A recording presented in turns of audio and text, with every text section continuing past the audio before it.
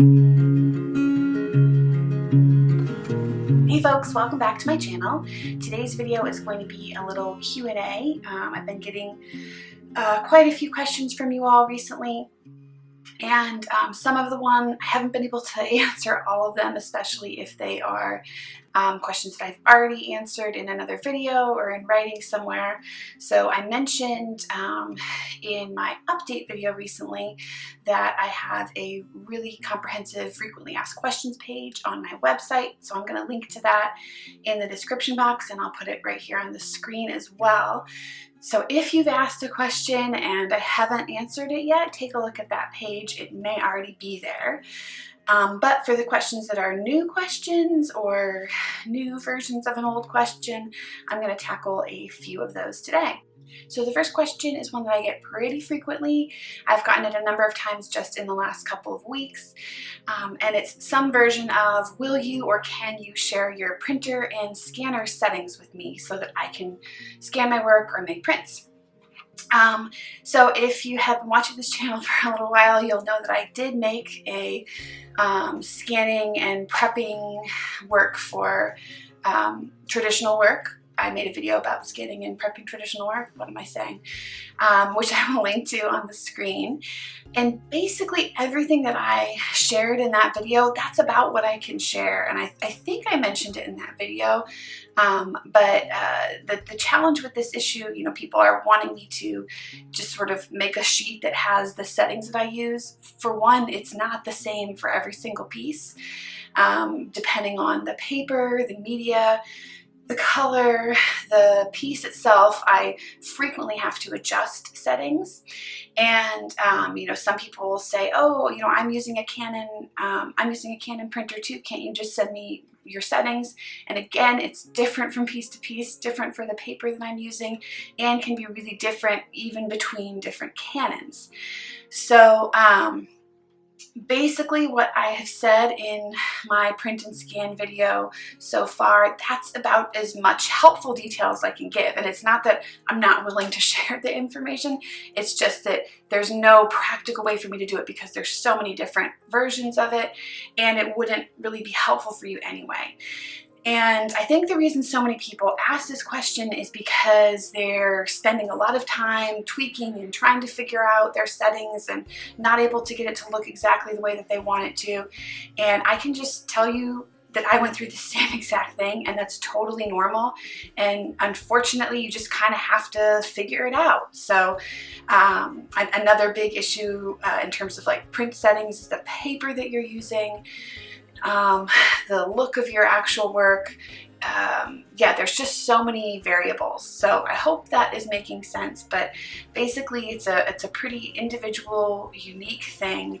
And I've shared as much information as I can that would be helpful and universally helpful for people. So aside from that, you really do just kind of have to test out a lot of different settings and combinations of settings and figure out what works for you and your work. And yeah, it's normal for that to take some time, and that's just something that you have to do.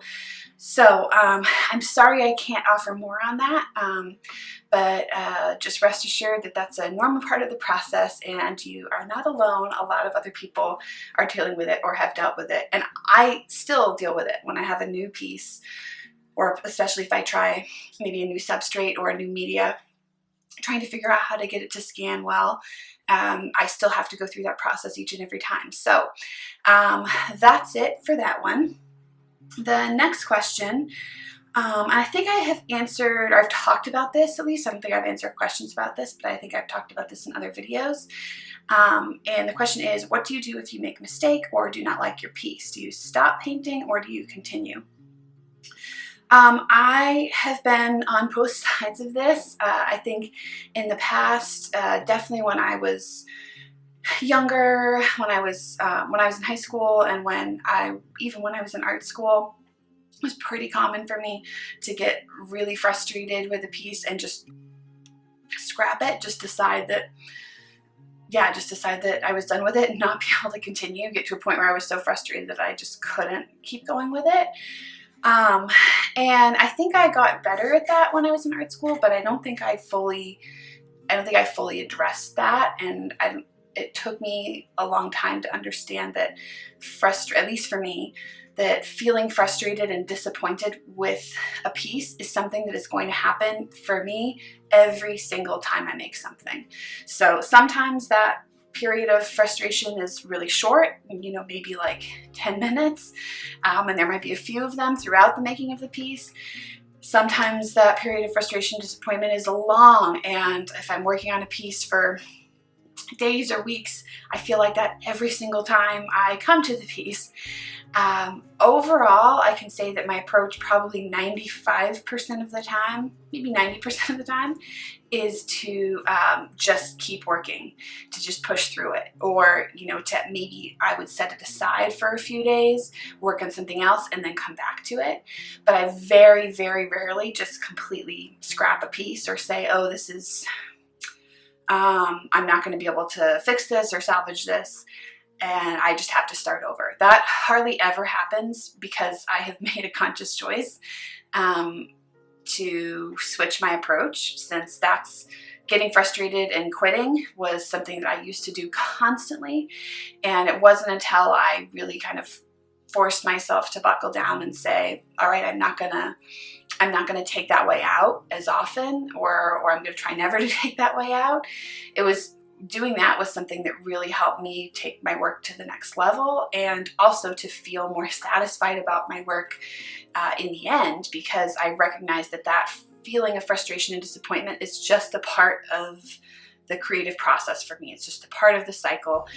And even when I'm feeling that way, I'm able to remind myself, okay, well, this is normal, and I'll get through it, and I'll end up in a different place, hopefully, if I keep on working. Was there anything else? Oh, the situations that would make me want to or decide to start over on a piece are usually more logistical. So like if I have destroyed the paper, or if I've overworked the paper, if I've gotten too much media onto it, or used a combination of things that is not stable, that might make me start over. Another thing, if I'm doing a client piece, especially if I have started on something at too, and I realize that the scale is too small, that I'm not going to be able to get the detail that I need, I might start over in that situation as well. And then very, very occasionally, I mean, I probably, I could count on one hand in the last few years the times where I've just been so frustrated with the piece. No logistical like paper or scale, none of that, but just the piece itself, just been really frustrated and decided to stop. So those are the reasons why I would decide to start over, but for the most part, I'm just kind of a push through it and keep on working type person. Next question is, do you ever feel that realistic painting lacks feeling or expression? Personally, since I do a lot of realistic work, I don't feel that it lacks expression or feeling, and part of that is because this is just the way that, I mean, I've tried to paint with a more abstract style or a more loose style, and sometimes I do still use a more expressionistic or loose style, but I feel like over the years, experimenting and learning, I've tried a lot of different approaches, and the approach that I use now is just, I've related it in other videos to handwriting. It's been a lifetime and many years being created, and that's just what naturally comes out for me. So if I'm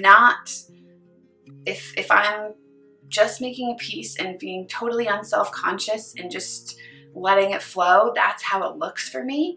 So in my mind, that is kind of an authentic, even though I don't like that word very much sometimes, but that's a real expression. It's and it is how I put my feelings on paper, if you want to say. But it's certainly something I have heard from other people, and a criticism or detraction of realistic work. But even though I would say broadly my work has some realism to it, I don't actually think of it as I certainly don't think of it as photorealism. I think that it's representative, but I wouldn't say that my goal in making something is to capture it exactly as it looks.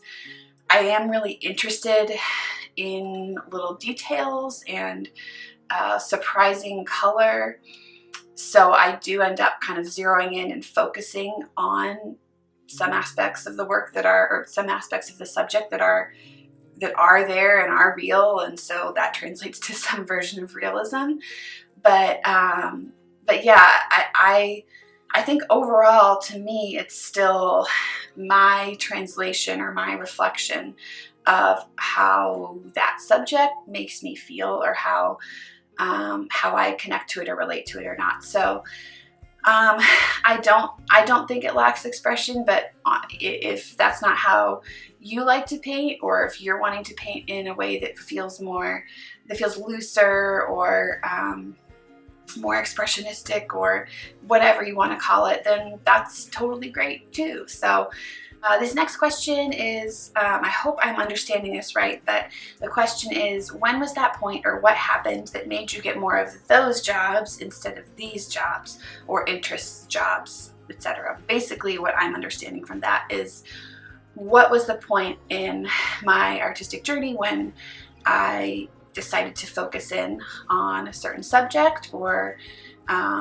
started getting more of the jobs that are related to that subject? I hope I'm understanding that correctly. And if that is the question, I've definitely talked about this in some other videos. The most basic way that I would say it is like when I started drawing and painting food. And that was after, when did I talk about this? I think in my art autobiography, I talked about this quite a bit. So I will link to that somewhere on the screen and in the description box. But when I first started painting food, this would have been probably like late 2012, I made a conscious decision that I was, well, how should I say that? I had often and for a long time been really interested in food. I love to bake, I love to cook. That was always what I did for fun. And I had been interested in it as a subject for art ever since I saw the work of Wayne Thiebaud. But I didn't feel like it was serious enough, and I felt like if I spent all of my artistic energy and time in doing that, then no one would take me seriously, and I wanted to be taken seriously. So there came a point when I just decided not to pay attention to that anymore. And the thing that was the most interesting to me, was the most fun, the thing that I was able to make myself work the hardest on, was food, and food illustration and paintings of food. So I just came to a point where I decided, all right, for the next year, I'm just gonna draw and paint what I want, and I'm gonna try to do it every day, and I'm not gonna let myself be swayed as much by feeling like I ought to paint or draw this other thing that is inherently more serious and valuable than something as lowly as food. So I guess that was the point. It was just kind of deciding to myself, okay, this is something I've been interested in for a while, and I'm gonna stop making the decision not to approach it based purely on self-consciousness or worry that someone is not going to take me seriously. And then I think the jobs grew out of that. So after I had been doing it for a few months, close to a year probably, that was when I started and sharing it regularly online. That was when I started to get freelance jobs and commissions related to it. And I think that was purely because most of what I was making at that point, 80% of what I was making, was food illustration. So the jobs that came my way were food illustration jobs. So yeah, I think hopefully that makes sense. And if you're wanting a longer explanation, then check out my art autobiography video. Yes, so I think that should be it for today. It was only 4 questions, but I definitely rambled, so hopefully this video isn't too long. And if you have any questions, again, I mentioned that frequently asked questions page, so take a look there. And if it's not answered, always feel free to leave a comment or email me, and I will do my best to answer any new questions that come up that way. So that's it. Thank you as always for watching, and if you haven't subscribed to my channel already, please do, and I will see you all in the next video. Have a great week. Bye.